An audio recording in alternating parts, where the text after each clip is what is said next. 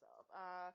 We are two dope girls, and today I am doing it for all the dope girls who realize too late that the vacation is over. Oh, it's time to go back to the real world.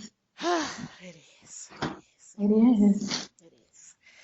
Are you doing it for Well, anyone special today? yes, this girl likes to record from remote destinations. So I am doing it today for the state of Florida.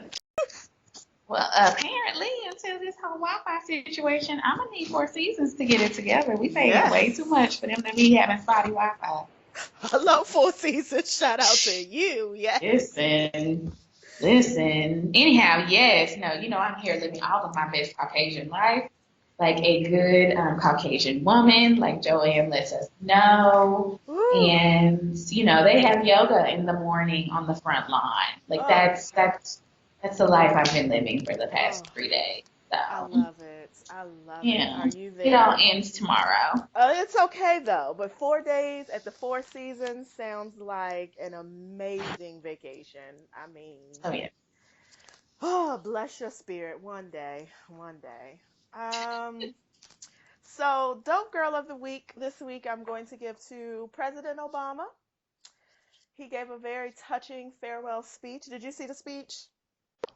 I didn't, and let me start off and explain why really quickly because I do want you to give a recap, but I am basically pretending that Obama's not leaving. I'm not ready to let go. And basically, I feel like I am in a relationship. I broke up with a really nice guy, and now I'm dating an abusive asshole. And I'm just now realizing my mistake. Because So I that, think that's what it feels like. That's yes, exactly what it it feels like does. when you know you made that mistake and you be like, damn, I should have kept that nigga. So at this point, I think I'm honestly thinking about taking the 20th off and just laying in the bed and eating Haagen Dazs. I mean, I'm gonna take this through like a real breakup. Yeah, yeah, yeah. I mean, you just said it. You said all of that. That's exactly what it feels like. I saw the speech. I thought it was, he, stayed true to who he is. Very inspirational, very hopeful.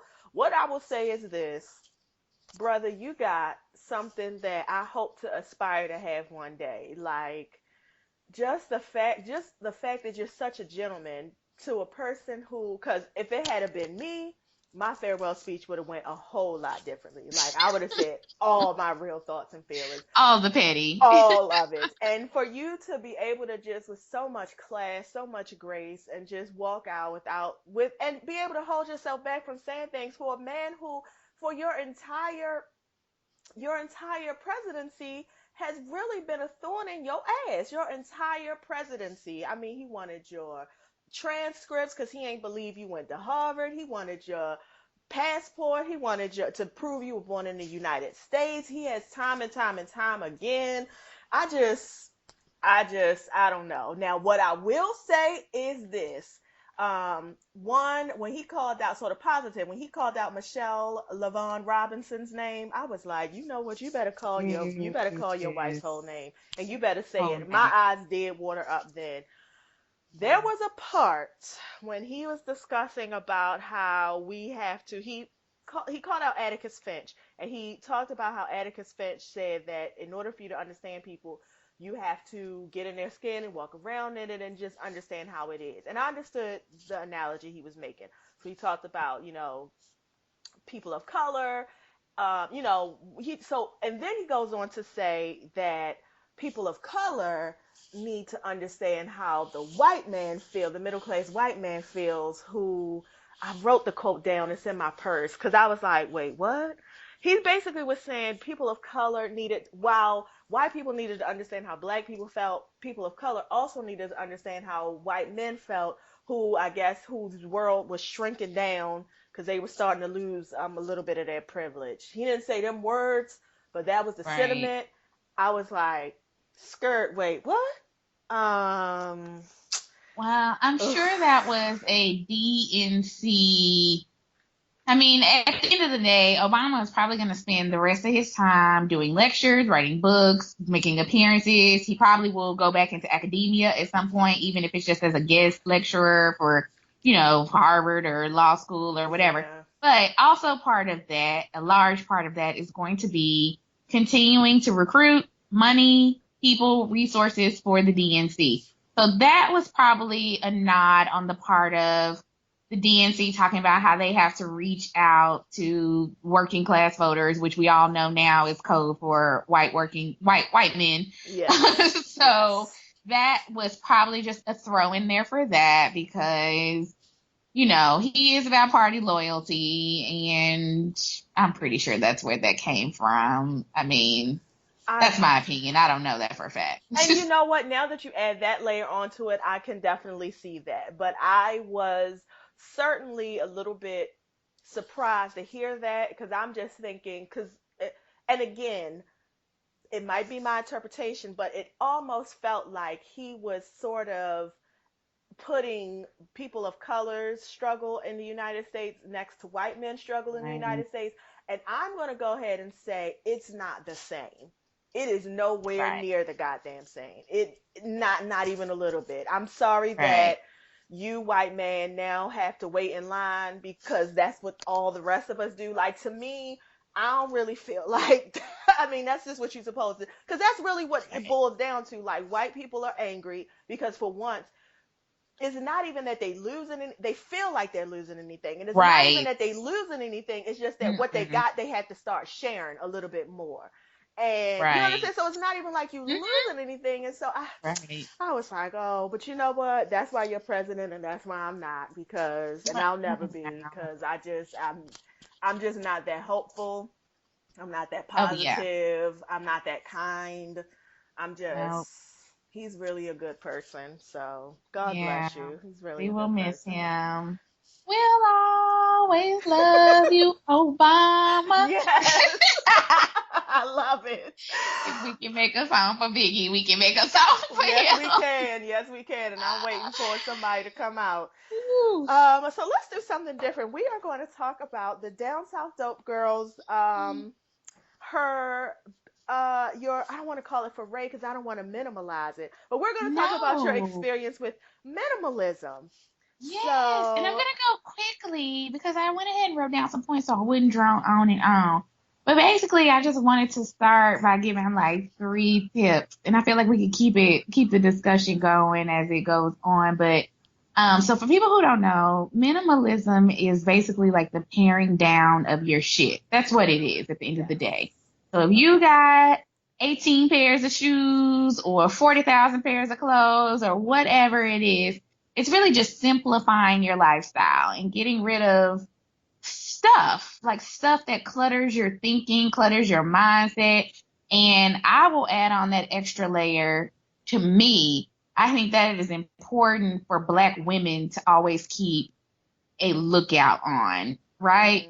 I agree. Because I think a lot of our esteem, and I'm making generalizations, but I think a lot of the times we have a lot of esteem and a lot of things built up in stuff we have, right? So it's like, oh, I got this kind of Louis Vuitton bag, or I need a new pair of shoes every week. Like we self not medicate, but what is the word called? Like we, We retail therapy, self like evaluate. We value there you ourselves go. based on what we have. And just speaking for my, I'm Yes. sorry to cut you off, but No, speaking please for go. Yeah. my own experience growing up, it was just always emphasized like keep your Yep. hair not done, keep your Me too. shoes fresh, keep your clothes, like it Yep. don't matter what's going on inside as long as what you got going on outside. That was always Right. valued in my home. Oh, Like it how was you as looked on the well as outside. It was mine. always valued, and it's Mm-hmm. something that I have carried with me into adulthood, and you and I have talked Yep. about it. I've Me said it too. on the show. I have Yep. struggled financially for damn near all my life, and I'm almost 40 years old, and I'm still working on it. So okay, back to minimalism. Listen, no, and that's why I bring it up because it's not just you and it's not just me. I mean, I read Essence all the time, and I told you That's one of the reasons why I stopped reading Messence, is because on one page they'd be like, well, get your financial life together. And on the next page they'd be like, girl, but go buy these $700 boots. No, Right. Messence. What you won't do today is. And so I feel like, that's why I said, I feel like it is a generalization, but I know too many Black women that is what our esteem is rooted in.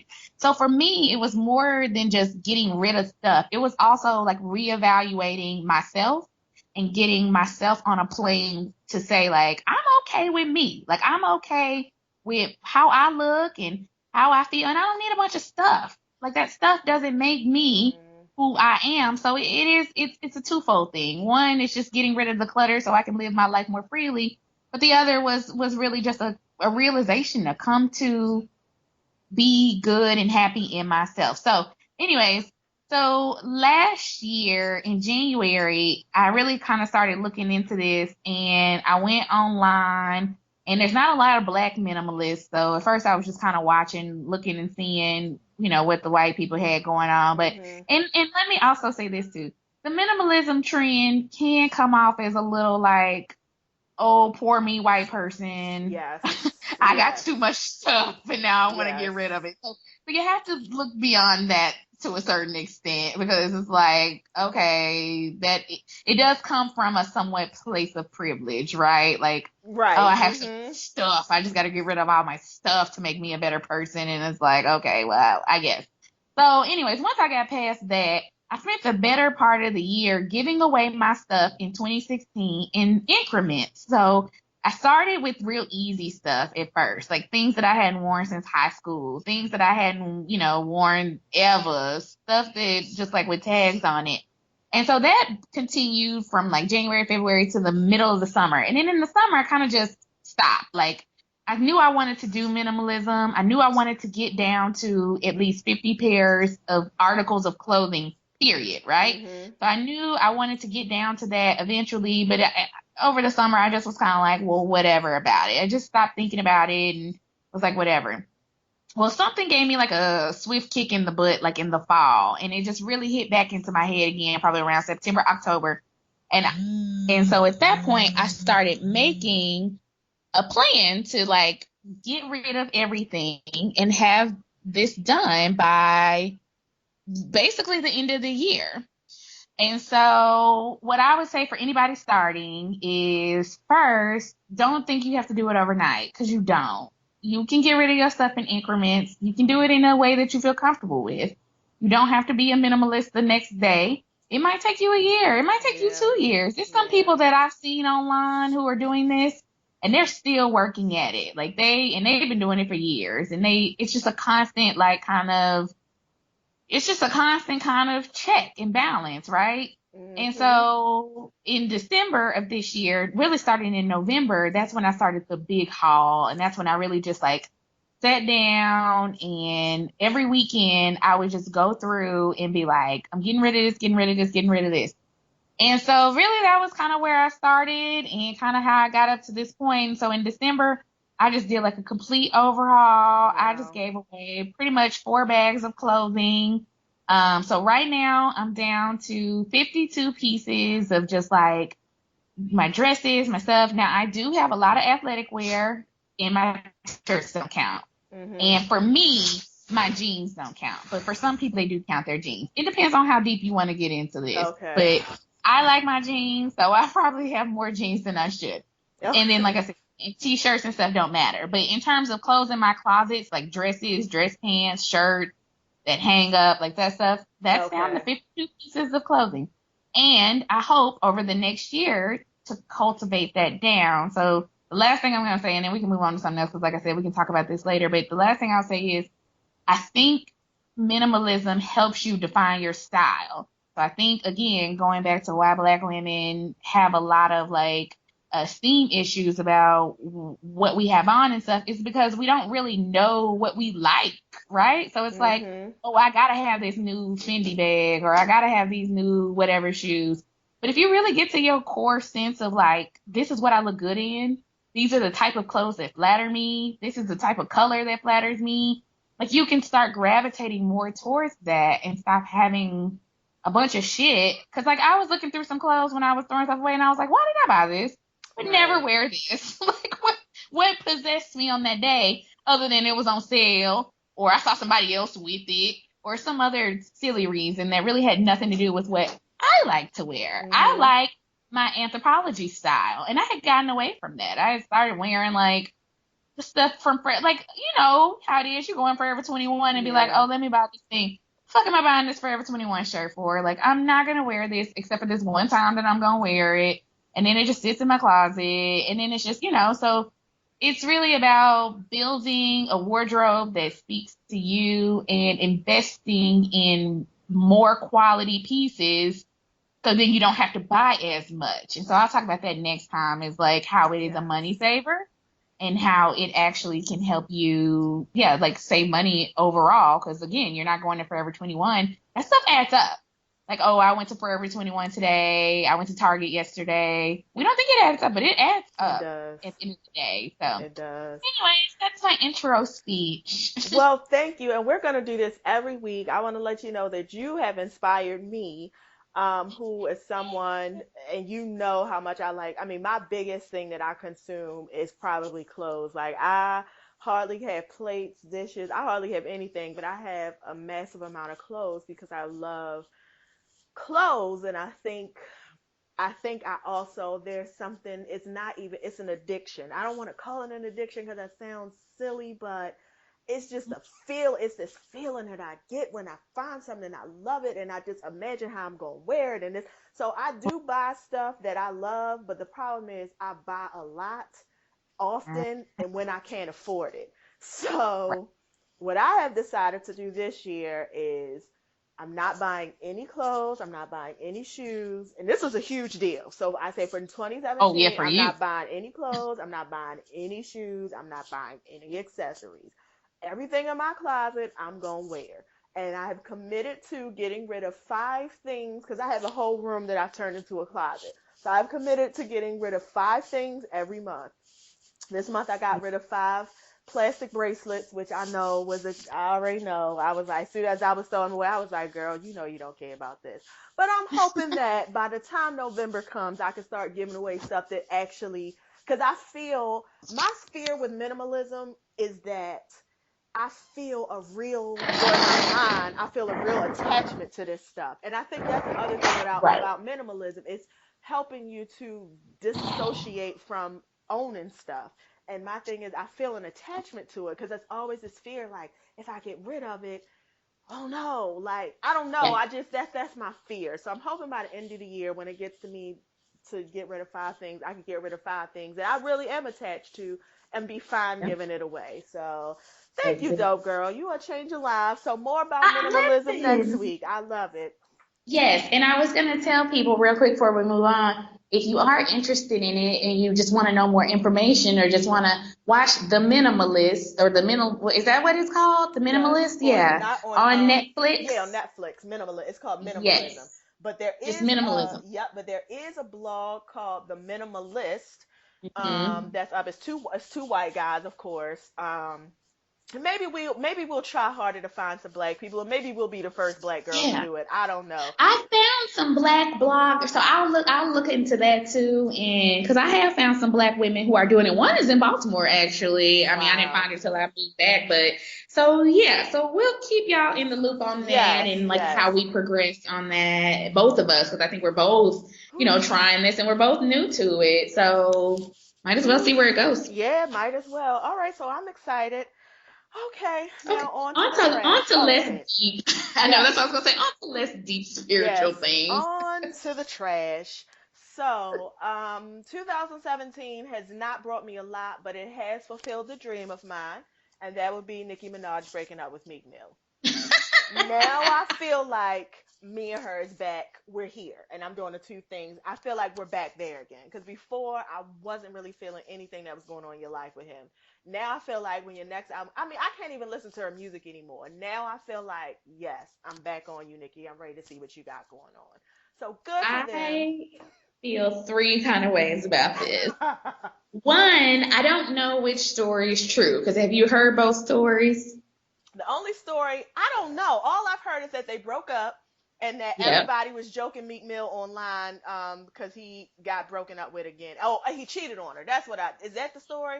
That's one story. Okay, tell me So the one stories. I don't know. story Okay. is that he was cheating on her with a boutique owner in like a Instagram boutique owner in Philly, which I was like, that actually sounds fitting because he's a buster ass nigga, and so yes, I could see him doing some shit like that. Like, let's see, Ooh. I date Nicki Minaj, but let me go fuck with an Instagram boutique model and cheat with her. So that was the one story. Well, now it's come out from the Instagram boutique model that that's not true, and she's talking about suing people for defamation of character. So I kind of believe her, but the story is that she ran with MMG. Like she apparently, so you know how Wale and all the other artists, they have girlfriends who are not Nicki Minaj. So she would outfit them with clothes. So that's how she got in the clique. Is she was kind of like the clothing atelier To for the people who don't know, girlfriends, for the French, to the girlfriends of the lesser for the known, basic bitches, right? For the basic for the bitches. basic bitches Okay. who got on with MMG. Right. So that's how she got into the clique. And then the story was that obviously because she would be around, and then her and Meek, and obviously the Philly connection. So that was the first story. Now it has come out, like this has been like within the last week, that apparently they were on vacation and it was for Nicki's birthday. I think Nicki's birthday is in December. I don't keep up with Nicki Minaj like that, but I see whatever. the pictures. Hmm. Okay, yes. And so that weekend, I guess they went to a resort. It was a thing, da da da. Well, apparently they got in a fight, and they say that the fight is over the fact that Nikki was telling him, like, you spending too much time with your outside dudes, like niggas, instead of spending time with me. Now, this is all allegedly. I mean, not that we're going to get sued on our little podcast, but you Right, never right, know. right. Hmm. So the thought of the now news story is that they got in a fight and that he left like in the middle of the vacation, just up and left, and like basically didn't tell her, like just basically was like, okay, bitch, we into it, fuck you, I'm out. And so that was the catalyst that was like, oh, you just gonna leave in the middle of my birthday weekend, like, and then that's how they broke up. That's the news story. So And you know what? either way, both of them are petty and fucked up, but Both of them are petty and fucked up, but something about the second story rings true, and I'm gonna tell you why.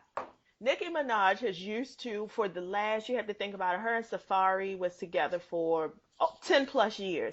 And she's yep. accustomed to having a man who is her sidekick.